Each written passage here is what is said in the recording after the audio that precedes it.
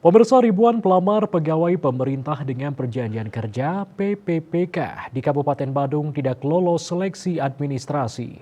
Badan Kepegawaian dan Pengembangan Sumber Daya Manusia (BKP) setempat mencatat 1.633 pelamar PPPK yang dinyatakan belum memenuhi syarat seleksi tahap pertama dari 5.230 peserta.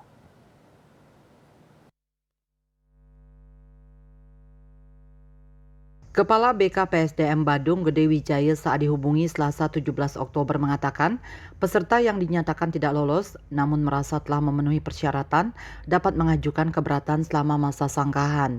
Pengumuman hasil seleksi administrasi sudah diumumkan pada Senin 16 Oktober 2023. Jadi sekarang menunggu masa sanggahan dari tanggal 20 hingga 22 Oktober 2023 baru akan diumumkan lagi tahapan berikutnya. Menurutnya dari 3.597 peserta yang lolos tahap pertama akan memperebutkan 2.382 formasi pada 3 jabatan fungsional dengan hasil seleksi verifikasi administrasi di masing-masing formasi. Dari kondisi secara umum memang ada beberapa jabatan-jabatan yang kosong, tidak ada pelamarnya karena ada kendala dari surat keterangan pengalaman kerja, termasuk juga yang bisa mendaftar namun tidak memenuhi syarat karena pengalaman kerjanya tidak relevan atau dokumennya diragukan.